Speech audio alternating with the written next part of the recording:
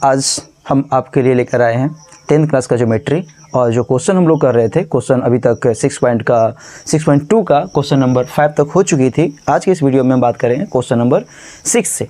ठीक है, तो देखिए इस क्वेश्चन में कह क्या रहा था, उसके लिए मैं आपको क्वेश्चन पहले लेकर चलता हूँ क्वेश्चन पे।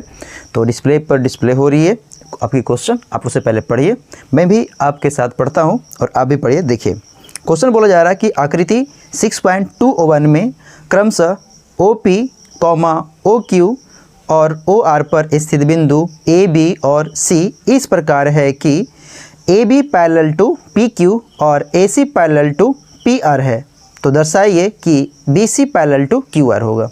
आप शायद पढ़ लिए होंगे। अब हम लेके चलते हैं, यहाँ पे फिगर ड्रॉ किए हैं उस पर। ठीक है, तो देखिए यहाँ पे हमारा ये फिगर है और PQR है और इसी में बोला जा रहा था कि OP, OQ और OR पर तीन बिंदु ABC इस प्रकार है कि AB पैरेलल टू PQ है और AC पैरेलल टू PR है। तो हमें प्रूफ करना है BC पैरेलल टू QR। हमने यहाँ पे लिख भी रखा है जो दिया हुआ है उसके बारे में। AB parallel to PQ, AB parallel to PQ और AC parallel to PR, sorry AC parallel to यहाँ पे गलत लिख रखा है, AC पैरेलल टू PR है, AC पैरेलल टू PR है, राइट। ठीक है, और प्रूफ क्या करना है, BC पैरेलल टू QR। अब जरा सोचिए यहाँ पे कि हमें जो प्रूफ करना है BC पैरेलल टू QR, तो प्रूफ करने को जो है प्रूफ करना, उसको देखकर कम से कम इतना आइडिया जरूर लगा सकते हैं कि पैरेलल किस थ्योरम से प्रूफ कर सकते हैं। हम थेल्स थ्योरम का यूज करके अनुपात बराबर कर सकते हैं, और जब पैरेलल प्रूफ करना है तो थेल्स का विलोम का प्रयोग करेंगे। मीन्स जब हम अनुपात हम बराबर दिखा देते हैं तब हम पैरेलल को लिख सकते हैं। ये अधिकार कौन सा देता है, थेल्स प्रमेय का विलोम। मीन्स इस क्वेश्चन को बनाने के लिए हमें थेल्स प्रमेय का विलोम तो यूज होगा ही होगा, और साथ ही साथ इसमें थेल्स थ्योरम का भी यूज होगा। वो कैसे, वो देखिए इस तरीके से हमें दिया हुआ है, ये दो पैरेलल दिया हुआ है, इस दोनों से क्या होगा कि हम इस दो त्रिभुज में चलेंगे। और गौर कीजिए आप, इसको कुछ लिखने से पहले हम आपको समझाना चाहता हूं कि इस दोनों से भी आइडिया लगा सकते हैं कि आखिर कौन सा वो ट्रायंगल में चलेंगे और क्या क्या करेंगे, क्योंकि प्री प्लानिंग करनी होगी। ये ज्योमेट्री है, ठीक है, कैलकुलेटिव नहीं है कि हम फार्मूला पर रखें और कैलकुलेट करके आंसर निकाल दें, वैसा कुछ है नहीं। इसको पहले से प्लानिंग कर लीजिए और उसके बाद आगे काम करेंगे। जैसे देखिए AB पैरेलल टू PQ है, तो पहले ये पहचानिए कि कौन सा वो ट्रायंगल लेंगे जिसमें AB पैरेलल टू PQ और AB या PQ एक साइड का काम करेगी। तो देखिए मैं लेके चलता हूँ कि PQO ट्रायंगल में चलिएगा, तो आप देखिएगा कि AB पैरेलल टू PQ है और इसमें हम थेल्स थ्योरम लगाएंगे। तो आप लिख सकते हो थेल्स थ्योरम अप्लाई करने पर OA बटा AP और OB बटा BQ। अब हम चले दूसरा को लेकर, तो AC parallel to PR, AC parallel to PR हो गया। अब इसमें हम थेल्स थ्योरम अप्लाई करेंगे तो लिख सकते हैं OA बटा AP और दूसरा OC बटा CR। अब यहाँ से हम दो समीकरण लिखेंगे और इस दोनों ट्रायंगल में जो हम अभी बोला अनुपात, उस दोनों अनुपात में हम देखेंगे कि एक साइड बराबर हो रही है, तो एक साइड बराबर हो जाएगी, RHS बराबर होगा या फिर LHS बराबर होगा। अब उस दोनों को बराबर करने के बाद, एक साइड को बराबर करने के बाद दूसरी साइड है जो स्वयं बराबर हो जाएगी और बराबर हो जाएगा जो अनुपात हमें मिलेगी।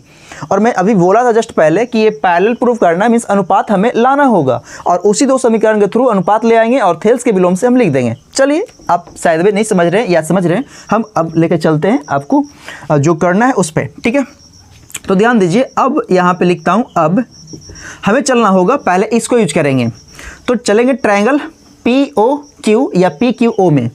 तो ट्रायंगल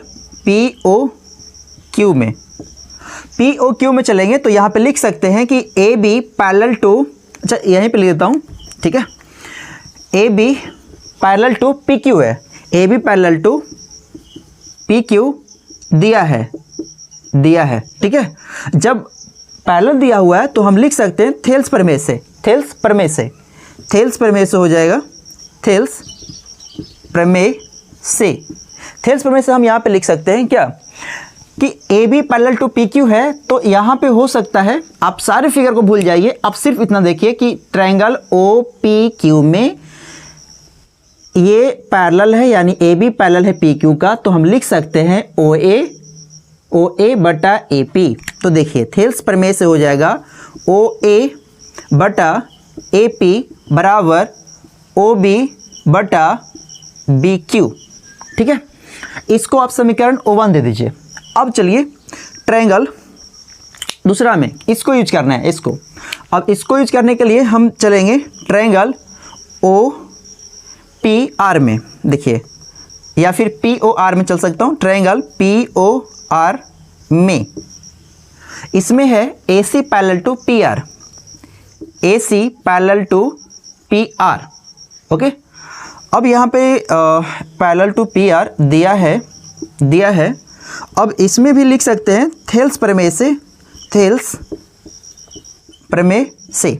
जैसे ही पैरेलल हो गया तो थेल्स प्रमेय को यूज करके हम बोल सकते हैं कि एक साइड के बराबर है खींची गई कोई रेखा, तो शेष दो भुजाओं को समान अनुपात में विभाजित करती है। तो इस थ्योरम को हम यूज कर सकते हैं और लिख सकते हैं यहाँ पे, देखिए ट्रायंगल किस में सोचना है, OPR या फिर POR, आप एक ही ट्रायंगल सोचिए, POR, ठीक है। और यहाँ पे लिखना होगा हमें कितना, OA बटा AP, OA बटा AP is equals to OC बटा CR, OC बटा CR। ये समीकरण 2 हो गया। अब हम यहाँ पे समीकरण 1 और 2 को यूज करेंगे और देखिए इस दोनों को, देखिए समीकरण 1 तथा 2 से मैं यहाँ पे लिख दूँ, देखिए समीकरण 1 तथा 2 से from equation first and second. अब दोनों समीकरण से हम देखेंगे तो इसमें देख सकते हैं कि इसका LHS बराबर है, तो LHS बराबर है तो RHS बराबर हो जाएगा।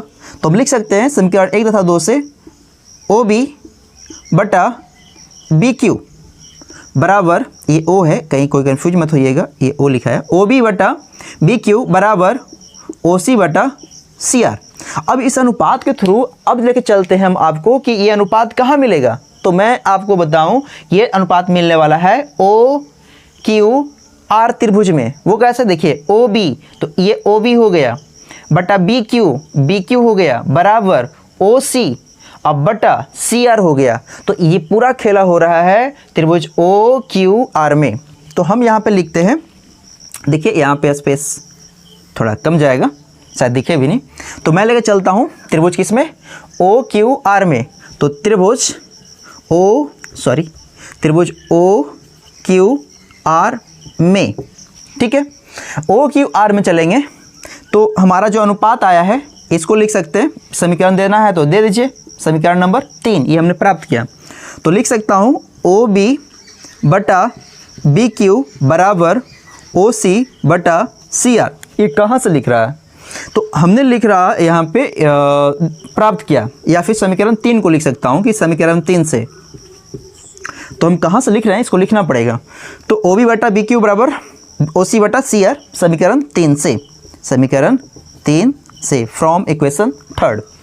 अब जब अनुपात बराबर हो गया इस त्रिभुज में तो हम बोल सकते हैं कि थेल्स प्रमेय के विलोम से, इसीलिए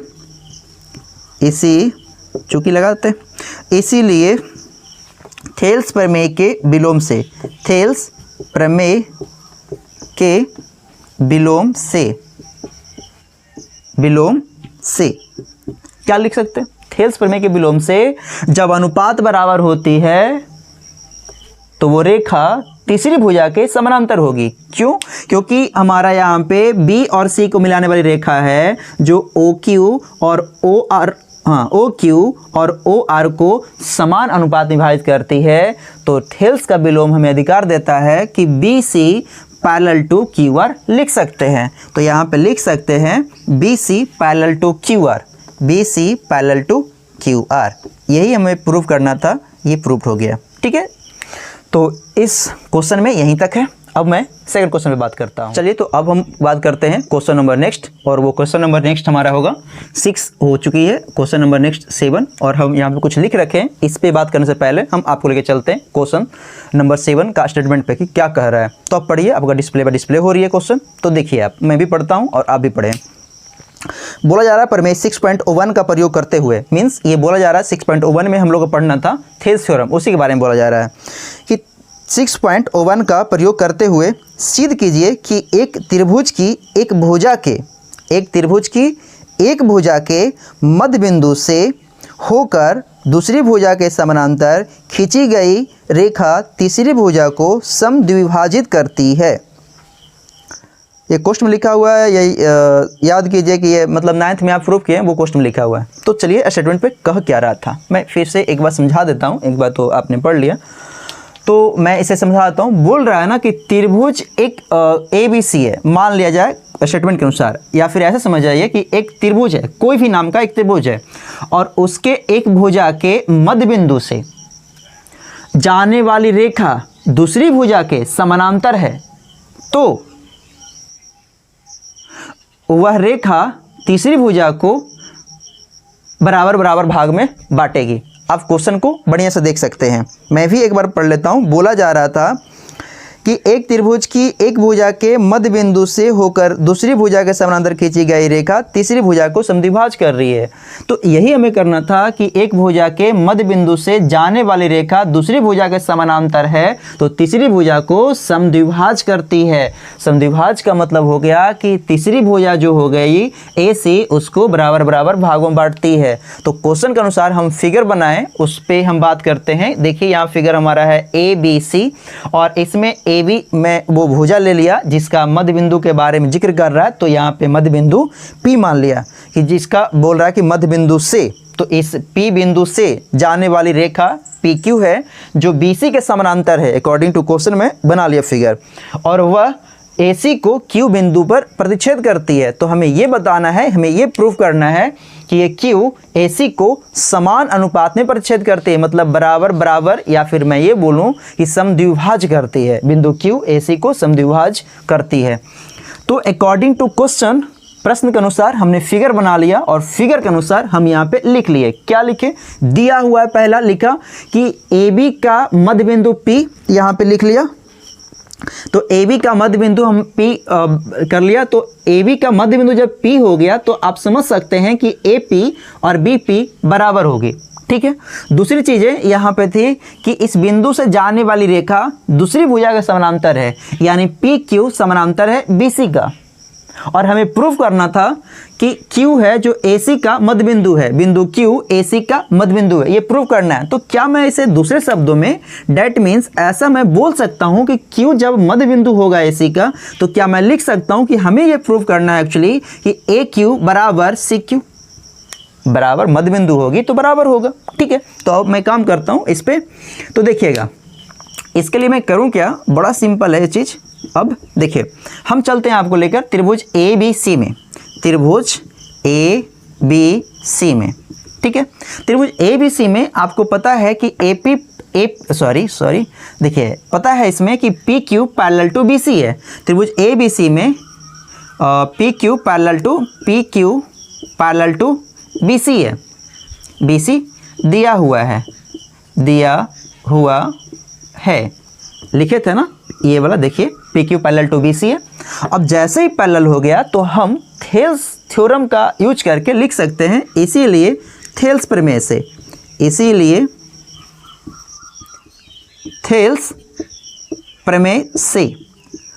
प्रमेय से क्या हो जाएगा हमारा, यहाँ पे पैरेलल हो गया तो हम बोल सकते हैं थेल्स प्रमेय से होगा AP बटा BP बराबर AQ बटा CQ होगा।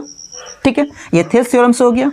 और हमें ये भी पता है कि ये दोनों बराबर है, तो मैं लिख सकता हूँ चूंकि AP बराबर BP है, मतलब AP बराबर BP है, यानी AP की जगह पे BP यूज कर सकता हूँ या BP की जगह पे AP यूज कर सकता हूँ।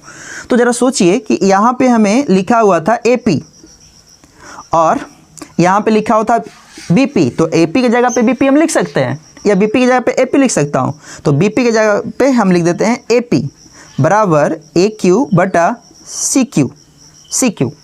अब ये दोनों बराबर है, एक ही है ना, काट देंगे तो कटेगा तो कितना आ जाएगा, यहाँ से कट कर ये आ जाएगा 1 बराबर यहाँ से हो जाएगा AQ बटा CQ। इसको आप बढ़ाएंगे तो क्रॉस मल्टीप्लाई करने पर आपको मिल जाएगा, स्पेस नीचे हमें नहीं दिखेगा फिर आगे बढ़ाएंगे, तो इसीलिए हम साइड में लिख रहा हूँ।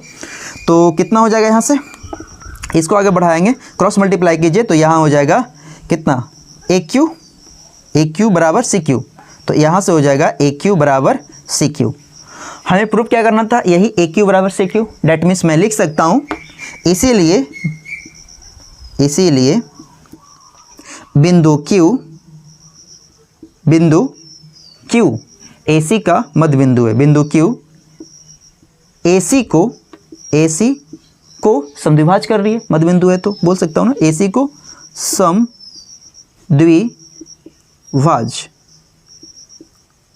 कर रही है। ये हमारा हो गया प्रूफ। ठीक है, तो क्वेश्चन नंबर 7 यही है। आपको कुछ भी प्रॉब्लम रहेगा तो आप कमेंट बॉक्स में कमेंट कर लीजिएगा, और जिस भी विषय पर आप वीडियो बनाने कहते हैं स्पेशल, तो उस पर आप उसके लिए भी लिख सकते हैं आप। ठीक है, फिलहाल हम इस सीरीज़ को आगे बढ़ाते रहेंगे 10th की ज्योमेट्री को, तो प्लीज़ इसे देखिए और आप एक नोट कॉपी बना करके उसे नोट कीजिए सारे कुछ चीज़ों को। और आगे हम बात करेंगे, जैसे ही एक्सरसाइज खत्म होती है तो हम बात करने वाले हैं समरूपता के नियम पे, और उसमें जो भी थ्योरम वगैरह पढ़ाया गया है वो सब कुछ हम बात करेंगे। तो आप निश्चिंत होकर के आप देखते रहें और कंटिन्यू करते रहें, ठीक है, अपनी पढ़ाई को। तो थैंक यू, आज के लिए यहीं तक। Subscribe now and press the bell icon. Never miss an update.